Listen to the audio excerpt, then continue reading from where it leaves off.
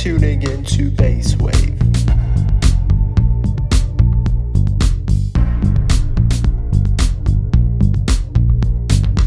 I'm Annika, a second-year IS student, and I will be your host today. Today, we will talk about the Middle East and East Asia, which are two very interesting regions to talk more about and what it would be like to study one of those regions. What's your name? Hello everyone, my name is Zuza and I'm doing Middle East. Alright, I'm just gonna ask you some questions about how it is to study the Middle East, so the students who have to choose gets a better idea. And I think it's just interesting for everyone to learn a little bit more about the region. What do you think students should know before going to study the Middle East? Well, of course there's a lot work to be done. There's lots and lots of reading to do, which sometimes I'm just in pain, but it's fine, guys. Then, of course, about the subjects that we have politics of Middle East, economy of Middle East, also culture and language was first year, second semester, I believe, and now we just have our whole cultural interaction for the whole year. But last year, cultural and language, that was really interesting, honestly. And I think that if you are really interested in Middle East and want to really deep dive into the topic, that's the thing for you. What was your favorite subject, or is your favorite area-related subject, and why? I think Arabic is a great subject, but there's a lot of work to be done with it. It's at least 2 hours of self-studying daily, and then there are classes. There's a lot of self-preparation to be done. And then politics. I do really enjoy politics, but then there's also so much work to do, so much stuff you have to know, so many processes you have to understand. But yes, right now we have Professor Berger for Politics of Middle East. He's our lecturer, and he's great. He's so knowledgeable in the topic, so that makes it so easy to just learn from him.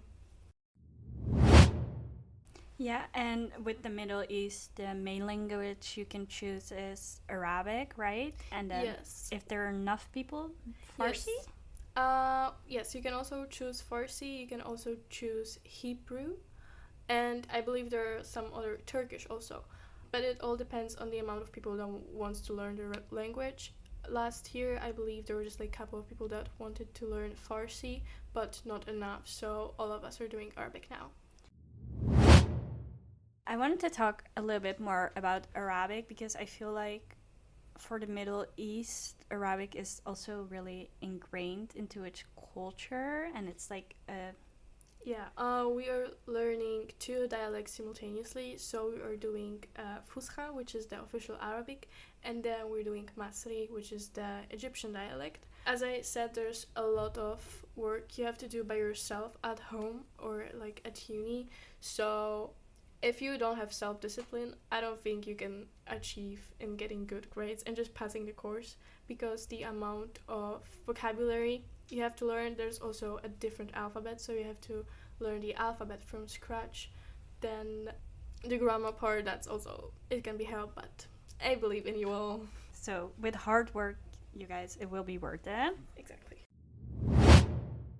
The Middle East, it's often associated with a lot of conflict in the media. How does that, in your experience, affect students' initial expectation in studying the region versus the reality in studying the region? I think that at the beginning and even now we have a lot of historical context, so it's not like they're like, okay, so this and this and this is going on right now, so let's analyze it. It's like we're going chronologically from the historical times, and then we are getting to the current events. With politics, for example, I feel like that's very interesting. Had to act as politicians and journalists, so that was really interesting. That sounds really fun. I'm really jealous you guys got to do that. With history, because the Middle East has such a rich and complicated history, where do you start in history? From which time period? Oh God. That's a great question, honestly. With history, because history, you have history of Middle East second semester of the first year, and we started ancient times, like BC for sure, but I don't remember, like, guys, So like please. really early. Yeah, that was like, it was early. And then we went chronologically through main events, but also there were a lot of surnames, a lot of dates you have to remember. So yeah, again, guys, fake it till you make it. And then the Middle East, like a lot of other regions that you can choose here, is like quite a majority of countries, and they are all different in culture and in history. How does that get navigated? What I've seen during our classes was that first class that we've had, all of the classes started with the same question: how can we define Middle East? And it was like every class. So it's really hard to define Middle East by its like geographical border. I would say it's more about the language, about the people, and about the culture that just unites the region. Do you have a favorite country to study? No. Honestly, about the language, I love studying Masri. It's really interesting and it sounds just like beautifully. I'm a huge fan of Arabic music, all kinds, and I find the Levant region very, very interesting, rich in culture, economical issues, and political as well. Can you give an example of something you learned in history, for example? Well, I am, if we can call that a fan, I am a fan of Ottoman Empire. So every possible assignment I could have done, I have written it on Ottoman Empire. So yeah, I would say that now my knowledge about the Ottomans and the systems, the economical and political systems of the Ottomans, I know so much more. That is a very interesting topic. Yes, I do recommend Ottoman Empire, guys. What do you think is a big misconception in IS about studying the Middle East? Maybe that it's too complicated. I don't know if people actually think that, but I think that there's like a bit of assumption that there's like a lot of things going on, that it's just like a big mess. But honestly, if you go chronologically and you understand the processes and you know what happened, how and why, then it becomes just like clear and clear to you. What would you say to IS students that are thinking about choosing the Middle East? Honestly, like, it is a great region to study. It's so rich culturally. I think it's great. Also, if you like a bit of challenge, then go for Arabic, guys. It's so great. I do recommend. All right, so if you want to be academically challenged, Yeah, choose Arabic. If you want to have more problems that you not problems, guys, more challenges that you already have, choose Middle East and choose Arabic, but you won't regret. Yeah. And in the end, you know, In the end, it's all worth it. Yeah. Studying the Middle East, do you feel like it gave you some new perspectives on viewing the world or viewing certain conflicts? Yeah, definitely. I feel like you gotta keep up with the news. You gotta know like what's going on right now. So knowing all of the background, the historical processes, the I don't know, political issues that were in the past, it all like helps me to understand right now what is going on and why it's going on, and like why politicians and like other people are taking the actions they're taking, and how, I don't want to say like benefit, but like, you know, like what is the outcome of their actions. All right, last question. If you could describe your region in one word, what would it be? I'd say challenging. I'm not really sure, guys. There's so many words.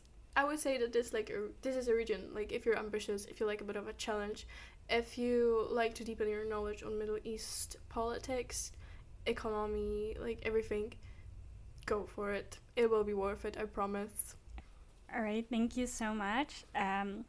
I enjoyed learning more about Of course. what it's like to study the Middle East, so thank you so much. Thank you. We have our next guest with us. What's your name? Hi, I'm Marcel. And what region do you study? I'm studying East Asia. What do you like about studying East Asia?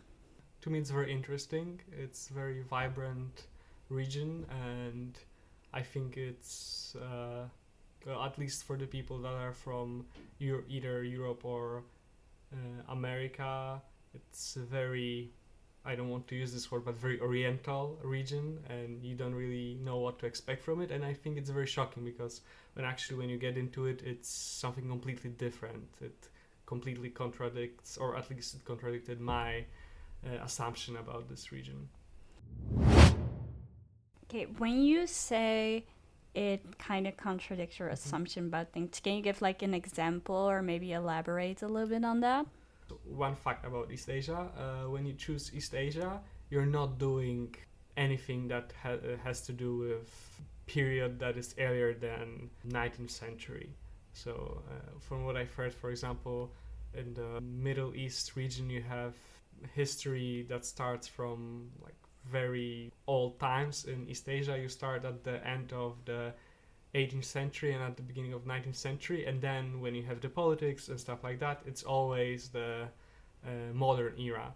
For example, for politics, which is I think one of the biggest points in this region, because East Asia is known for having very big economies that grew very fast, and from what at least I knew before, the assumption is that East Asia was so rich because it opened its economy, and it's the marketization and free market that brought the prosperity to East Asia. But when you get into it, it turns out that it's actually the opposite, and they chose completely different path than what European countries chose, and that's what made them so rich so fast. So I think that's very interesting.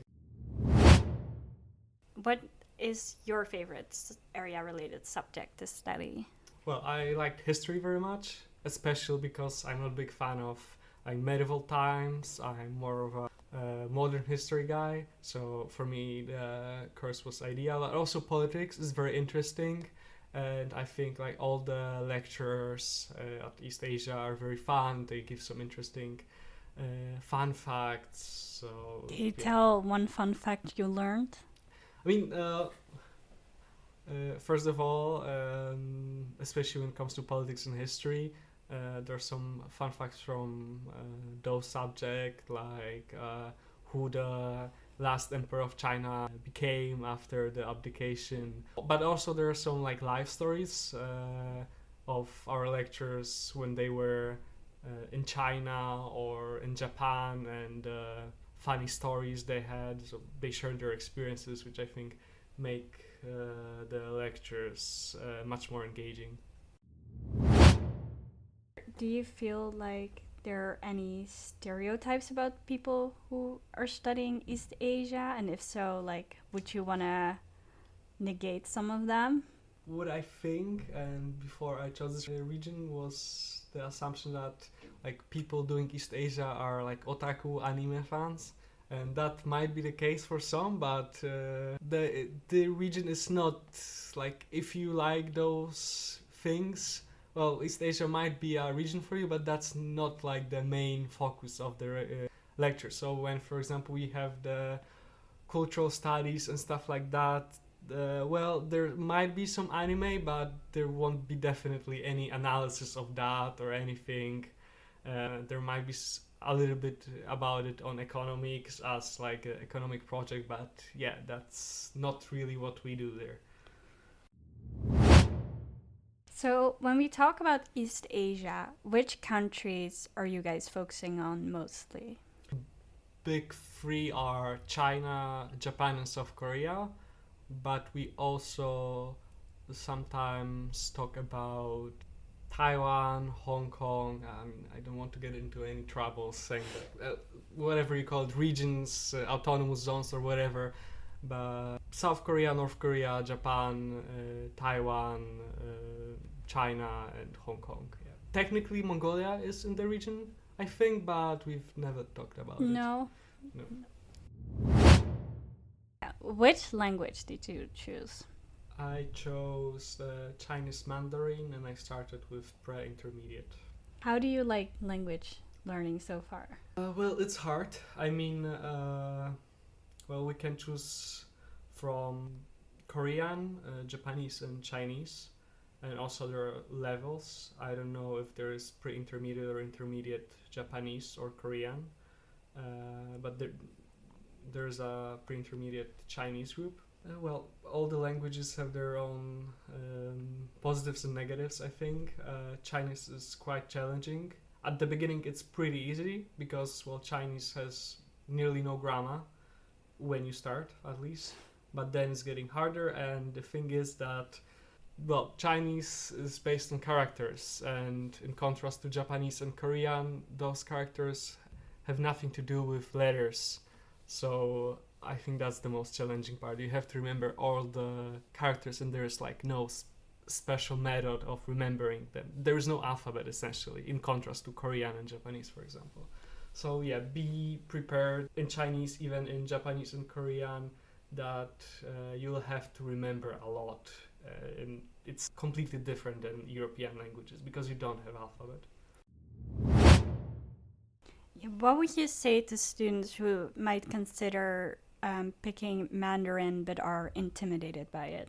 I think you can try. I mean, you have to be prepared to study a lot. I mean, if you don't have problems with remembering pictures, then go for it. If you're unsure, maybe you can watch some videos, read about it online, but just be prepared that at some point Chinese might get quite hard. But you feel like it's worth it, the hard work? Yeah, I mean, definitely worth it. There's not so many people studying the language, and there's so many opportunities for Chinese speakers. I don't want to say that, but even if your diploma is not worth anything, at least you know a very useful language that you can use in your work in the future. And make But some luckily, money. our diploma is worth something, Yeah, guys. exactly. Don't underestimate the humanities. Yeah, I'm just like giving out all the opportunities. It's not only diploma, you can also learn the language, another thing to put in your CV. Yes, definitely. Why do you believe choosing East Asia would be the best choice for students? Well, first of all, I think in terms of opportunities, like East Asia is developing very fast, and even if like the Japanese, Chinese, and Taiwanese economies are more stagnant recently, like still we also talk about Southeast Asia, about Vietnam on economics, etc., etc. This region is interconnected, so it gives you a lot of opportunities.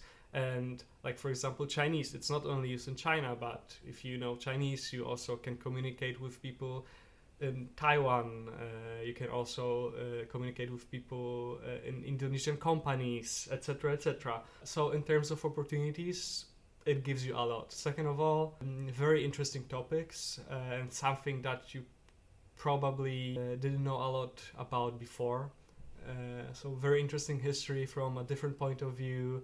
Also politics. We're constantly fed like the Western centered politics about what's happening in the US, what's happening in Europe, the French government collapsed again, etc., etc. And then you have something about like Chinese politics, about Japanese politics, and yeah, I think it's very interesting. Yeah, no, I get that. It's definitely, if you grow up in a Western school system, I do feel like East Asia is not talked about a whole lot. So I do think it would give students the opportunity to learn more about it, which is really nice. What do you think about the workload that you are given when you choose East Asia? So first thing, as I mentioned before, well, East Asian languages are quite